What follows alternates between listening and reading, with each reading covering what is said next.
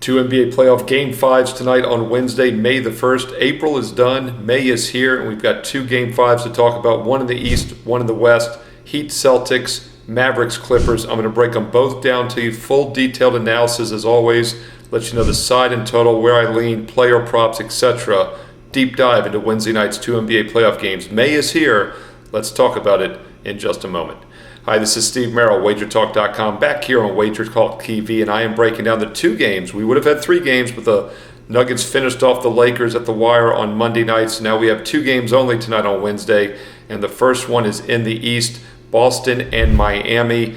Really not a question who's going to win this game. Spoiler alert, I think it's going to be the Celtics. Question becomes, can they win by margin? 14-point favorite, and this line is actually cheaper than it was in games 1 and 2 in Boston, and of course a couple reasons for that. First of all, the Heat pulled that huge upset and won outright in game 2. They also won several games in Boston last year, but the main reason this line is cheaper is because Porzingis, who averaged over 20 points a game this year for the Celtics, 57 regular season games, is out with injury in game 5. But Miami's lost another starter as well, the rookie Jaquez. He will not be there tonight. He did not even travel up to Boston. He has a hip flexor injury.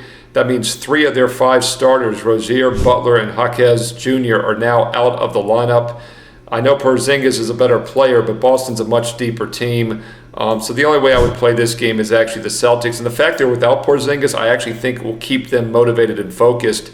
And that, of course, has been the big problem for Boston, including last year when they lost the 7-game series against the Heat in the Eastern Conference Finals. When they're focused in this series, they've been lights out. In fact, they were very focused in game 1, the revenge spot. They won that, of course, by 20.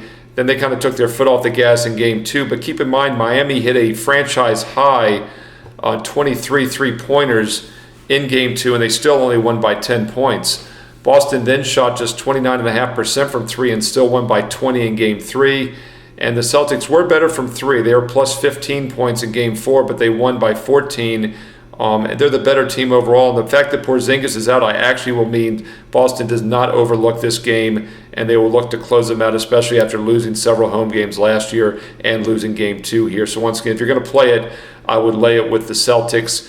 They're by far the superior team. The only chance Miami has in this game is to hit three-pointers. And of course, that could happen in a one-and-done scenario here. And that's also what makes handicapping the total a bit tricky.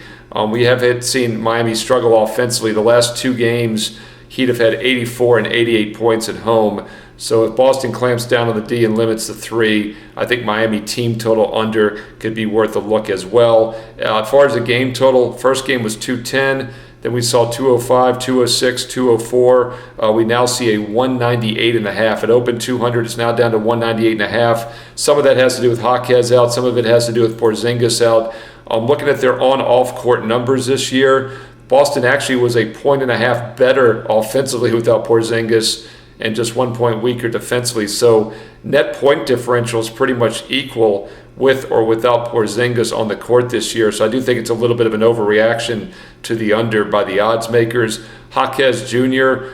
On the court this year, they've been a couple points better, about 2 to 3 points better on average. And they have been a slightly stronger defensive team, actually, with the rookie on the court. But once again, if you look at the plus-minus points for, points against on and off court, Porzingis and Jaquez really haven't moved the needle much. So I think this is a situation where it's a bit of a wash. I like the Celtics, though, to close out the series here tonight on Wednesday. Let's look at some player props real quick. Celtics obviously got a huge game from Derek White. He had a career-high 38 points in Game 4 the other night, easily going over his 12.5. In fact, his total was 12.5 for the first 4 games of this series, and he has had 13 or more in all 4 games. So he's a perfect 4-0 to the over, including 38 points. He also had 20 points in Game 1, but we've seen a big adjustment now up to 16, from 12.5 up to 15.5. Some spots even have 16.5. So maybe look for Derek White to regress. Of course, without Porzingis in the lineup, White might have some more scoring opportunities, so that's a little bit of a trade-off there. But if you are looking for one Celtic to regress here in Game 5, more likely than not, it'll probably be Derek White. Jason Tatum's having a great series as always. He had 20 points, but was only 5 for 14 shooting. He often zigzags, good game, bad game, good game, bad game. He's now gone under in 2 straight games, under 26.5 with 22 and 20 points. His total remains at 26.5 because Porzingis is out. I like Tatum over here. I think if they're going to close out and win the series, Tatum most likely shows up tonight on Wednesday. As far as the Miami Heat, once again with Jaquez out, that's 3 starters out now. Adebayo's been doing all the heavy lifting. Tyler Hero as well. They had 25 and 19 in the last game, and they both took a lot of shot attempts. They took 39 of their 86 shot attempts. Jaquez was 4 for 10 with only 9 points. Caleb Martin, who Spoelstra called the X Factor, had 18 points. He was 6 for 14, but 4 for 8 from three-point range. But keep in mind, he had just 5 points before that. He's really been a zigzag guy. So if you're looking for someone to regress, Caleb Martin might be the guy. He had only 4 points in Game 1, and then 21 in Game 2, 5 points in Game 3, and then 18 points in Game 4. So if that zigzag continues, his under 12.5 could be worth a look here. And it's interesting because his point total in 3 of the 4 games has been 9.5 or less. Now it's 12.5. Now obviously Jaquez out means that he will get a few more looks, but I think it's an over adjustment. His point total is 25 to 30% higher than it's been in the other games this series, and he has been a zigzag type of guy. So Caleb Martin under 12.5 points could be worth a look tonight on Wednesday. This game, by the way, is on TNT at 7:30 Eastern. All right, let's look at the late game here at 10 o'clock Eastern. Mavericks and Clippers also on TNT. And this has been a very competitive series, but kind of not necessarily a back and forth series. You know, the Clippers jumped out to fast leads in games 1 and 4, and that's why they cruised to victories there. But Dallas really owned games 2 and 3. So now the question becomes, who is the better team? Because usually the game 5s are won by the better team, and I think it's Dallas. And keep in mind, when this series began, the Mavericks were a favorite to win the series despite being the 5 seed. And the only reason the Clippers won games 1 and 4 is because they got off to fast starts, as I said, in the first quarter. 6 and 8 three-pointers made in each game in the first quarter. And in fact, by halftime, they had 56 and 66 points in games 1 and 4. In games 2 and 3, they only had 41 points each time. I look for a little bit more like games 2 and 3. What's interesting is Kawhi Leonard is the most important player, definitely the best playoff player on the Clippers. They're 0-2 with him, 2-0 without him. He is out indefinitely now, but I don't think that helps LA. Once again, I do rate him as the most important player on this team, and his plus-minus points on and off the court are really incredible this year. They're about 4 points stronger per 100 possessions offensively, but they're about 7.5 points stronger defensively. So that means 11.5 points better with than without per 100 possessions. So I think it's a little bit of a fluke that they've played better without him. We do see a bump sometimes when the star player is out. I think the Clippers got that in Game 4. That's one of the reasons I had a strong best bet on the Clippers in the first half the other night. That was our top play on Monday, and we cashed it. I look for a regression now here in Game 5. Mavericks are the better team, and this looks like a good setup for them. The one concern with Dallas, though, is the health of Doncic. His knee is bothering him. I think it was pretty evident in Game 4 when he was just 1 for 9 shooting from three-point range.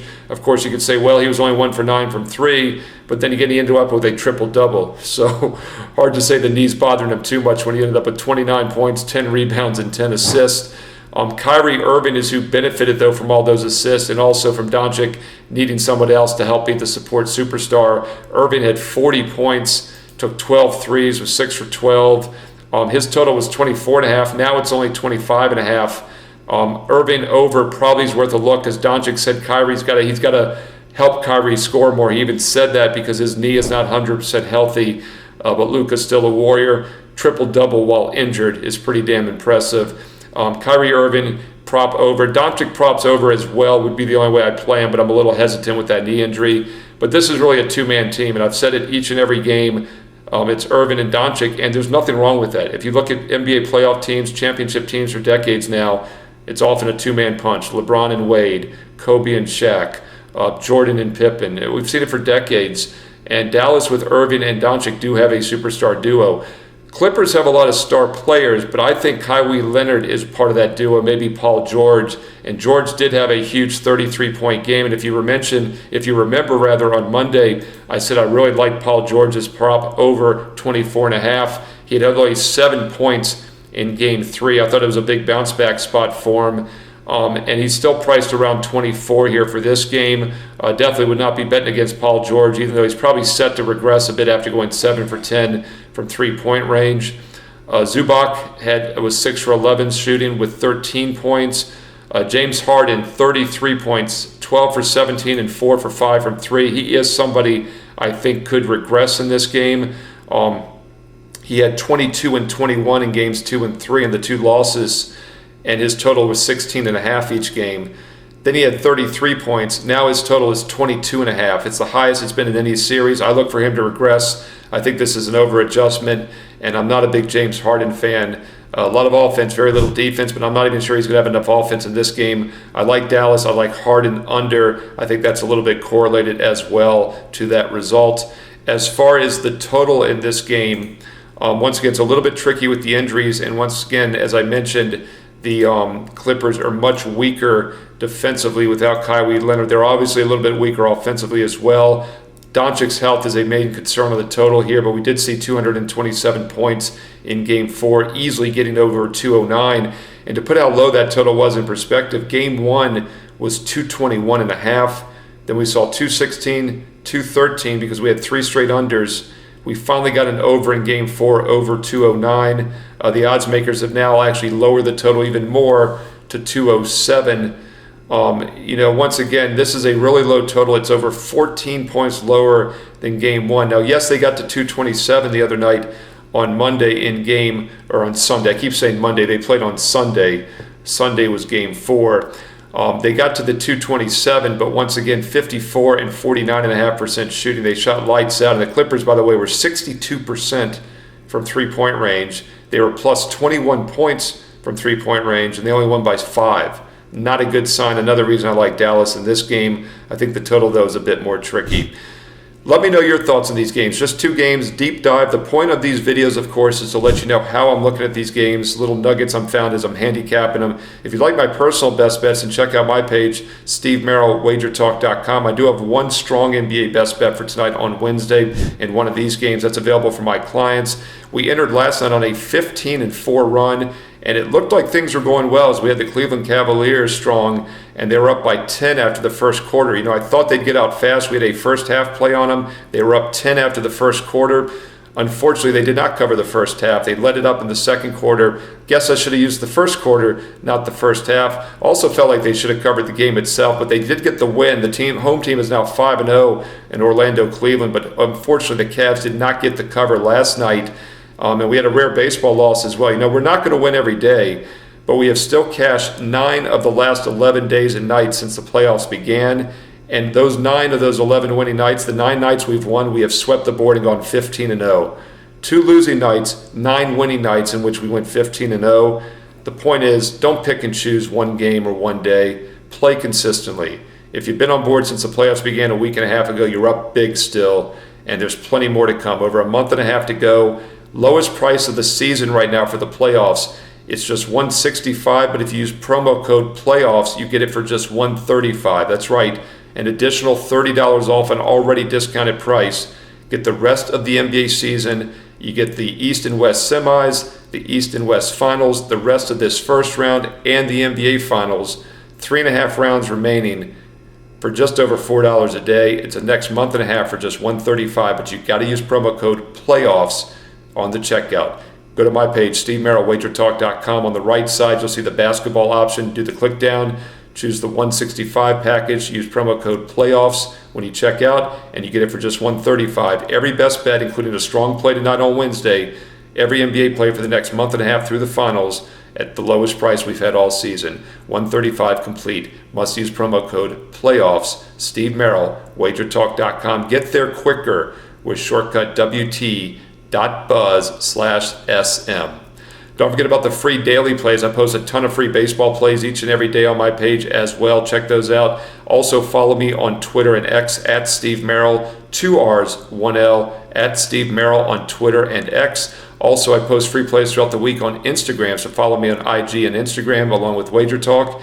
And comment below. I read all the comments here on YouTube. I reply back. Hundreds of comments a day. You all are testing me. It's getting tough. Sometimes I miss a couple, but I do read them all, and I try to reply back to all of them. But you all are making it tough. Keep it. Make it tough. I like the challenge. Comment away. Let me know who you like tonight on Wednesday. Which of these 2 games do you think has a better investment opportunity? I've got one strong best bet for my clients ready right now at WagerTalk.com. What are your thoughts? Side, total, player props. What are you all looking at tonight on Wednesday. Include some analysis. Let's learn and earn and win together. I honestly believe we have the sharpest and smartest sports betting viewers right here on WagerTalk TV. Thumbs up, like, and don't forget, click subscribe if you haven't already done so. Become part of the 151,000 subscribers here on WagerTalk TV. Join the family for free. Click the thumb up and hit subscribe. And don't forget, click the bell as well if you want instant alerts when this video goes up each and every day. I'm analyzing every NBA playoff game every day for the entire playoffs. I've done it so far. I'm going to keep it going whether I'm traveling or not. I'm going to be here each and every day up early for you with deep dive analysis. Look, I'm handicapping each and every playoff game, so I figure I might as well give you some bonus looks at them and let you know all the information I'm gathering as I'm handicapping them. Hope you find it useful. If you did, please comment below. Let me know if you're finding these videos useful, and I will keep doing them. Comment below, subscribe, like, and stay tuned here to WagerTalk TV for more great baseball and basketball previews coming up next.